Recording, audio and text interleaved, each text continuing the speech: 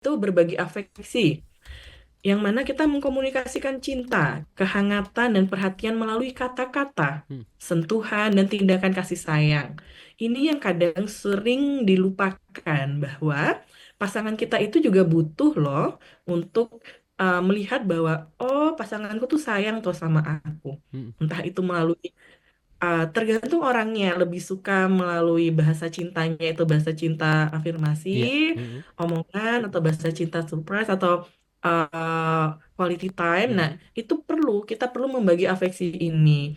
Yang mana afeksi itu sendiri itu akan memperkuat ikatan emosional di Hmm. dalam hubungan kita dan juga menciptakan rasa aman dalam hubungan.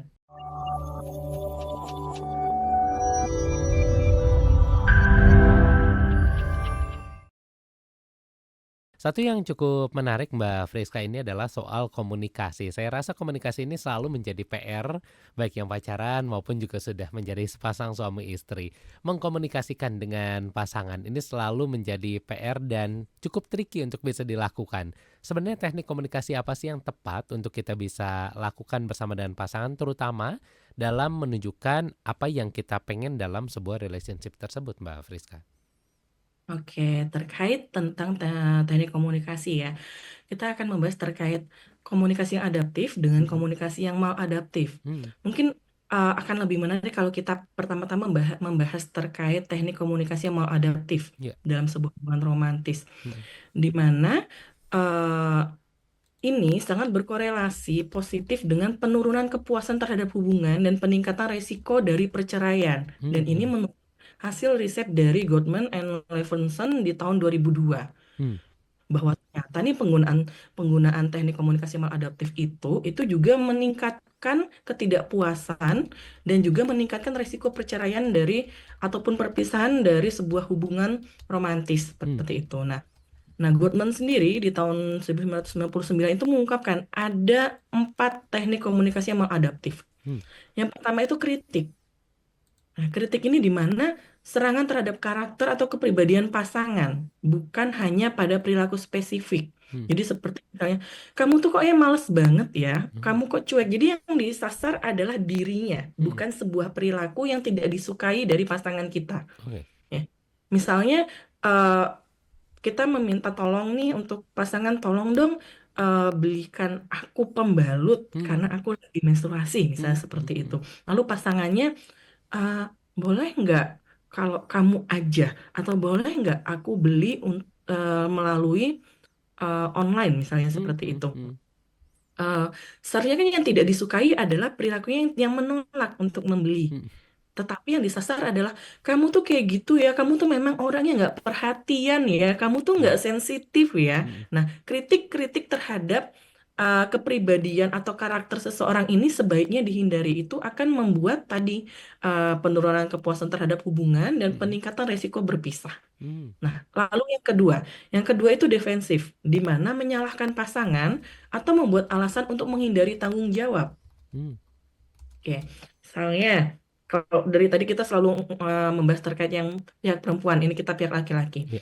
Misalnya seperti ini, kalau di keluarga suami istri udah punya anak, kemudian istrinya mengabari suaminya bahwa, Mas, kok adik belum dijemput ya? Misalnya Mhm. seperti itu. Ini Mhm. sudah jam segini.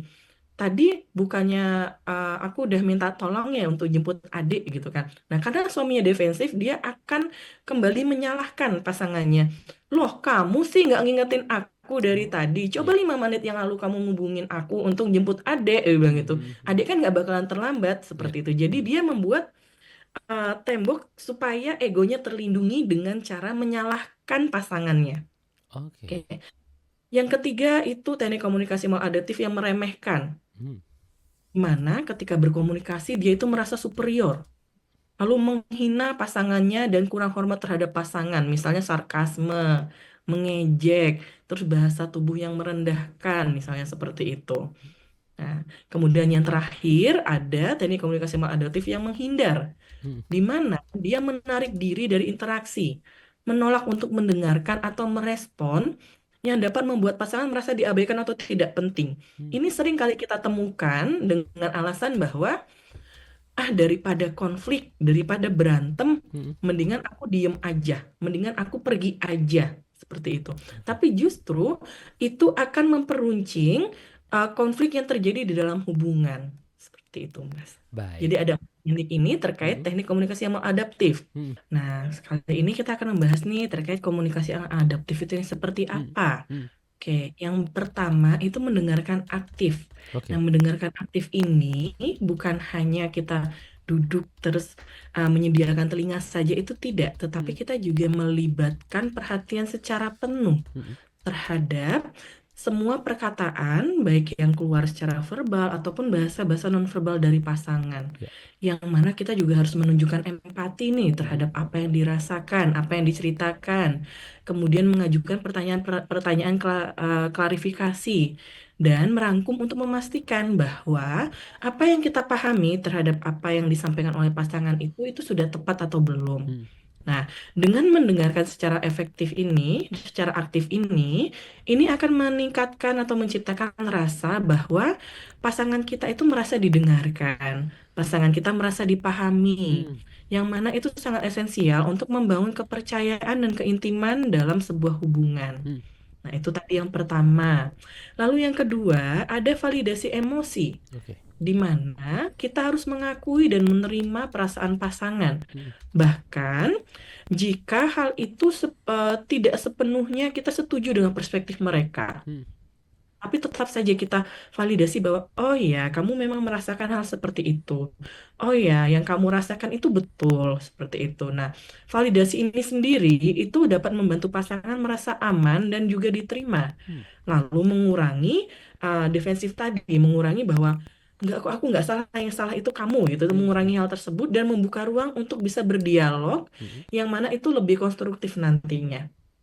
Oke, Oke. lalu yang ketiga ada penggunaan bahasa yang positif, Mhm. di mana kata-katanya itu adalah kata-kata yang lembut, penuh kasih sayang, dan menghindari bahasa yang menyalahkan atau merendahkan. Kalau Mhm. sekarang itu lagi tenarnya adalah soft spoken Oh iya, seperti itu. betul. Mhm. Ya, bahwa cuman terkadang masih agak kelirunya adalah artikan bahwa soft spoken itu dengan nada yang lemah lembut Mhm. itu sebenarnya bukan hanya itu saja, tetapi pemilihan kata-kata, pemilihan bahasa yang digunakan itu Mhm. pun juga bukan bahasa-bahasa yang negatif seperti Oke. itu. Oke, lalu kemudian yang keempat itu ada resolusi konflik konstruktif, di mana uh, konflik itu dianggap sebagai sebuah kesempatan untuk pertumbuhan dan pemahaman Mhm. yang mendalam antara kita dengan pasangan kita. Yang mana konflik itu bukan sebagai ajang untuk menang atau menyalahkan. Mhm. Nah, ini tentu saja melibatkan beberapa hal, seperti Mhm.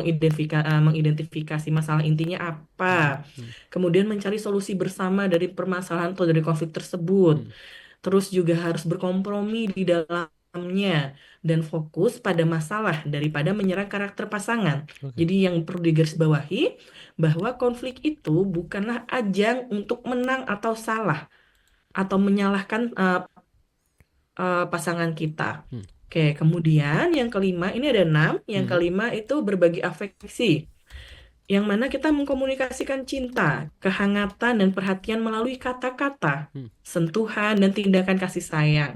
Ini yang kadang sering dilupakan bahwa pasangan kita itu juga butuh loh untuk melihat bahwa, oh, pasanganku tuh sayang tuh sama aku. Mhm. Entah itu melalui tergantung orangnya, lebih suka melalui bahasa cintanya itu bahasa cinta afirmasi, Iya. Mhm. omongan, atau bahasa cinta surprise, atau uh, quality time. Nah, Mhm. itu kita perlu membagi afeksi ini. Yang mana afeksi itu sendiri itu akan memperkuat ikatan emosional di Mhm. dalam hubungan kita dan juga menciptakan rasa aman dalam hubungan.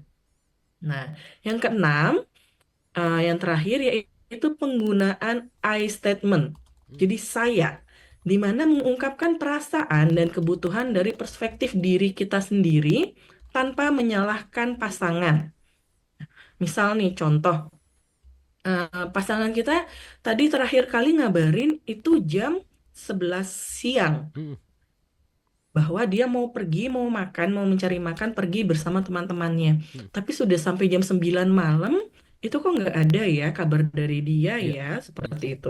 Terus sudah ditunggu kita sampai nggak tidur juga, mhm, kok nggak ada juga ya kabar iya, dari dia ya. Nah, terus besoknya ketemu nih sama dia. Nah, yang sering kali kita dengar atau yang sering kali kita lihat di masyarakat adalah, kamu tuh kemana aja sih? Dari jam 11 nggak ngubungin aku. Kamu kok mhm, tiba-tiba hilang ya? Gitu. mhm, mhm, Kan aku jadi cemas. Nah, iya, itu bahasa yang sering digunakan.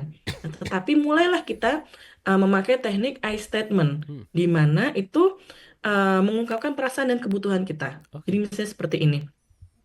"Eh, aku tuh cemas loh karena dari kemarin eh, aku nggak tahu kabar kamu kemana. mmm, Aku udah berpikir yang enggak aja mhm, karena aku nggak tahu kamu kemana. Aku takutnya terjadi hal-hal yang tidak tidak mengenakan, yang tidak kita harapkan mhm, seperti itu. Jadi fokusnya adalah aku di I statement-nya. Nah, oke, mhm. itu untuk teknik-teknik komunikasi yang adaptif, Mas. Oke, ini kelihatannya cukup menarik dan juga applicable ya untuk bisa dilakukan oleh sahabat Sonora, terutama dalam menjalin relationship bukan hanya dalam tahap pacaran saja, bahkan untuk suami istri pun ini bisa dilakukan bahkan bersama dengan anak-anak pun ini kelihatannya masih cukup relevan.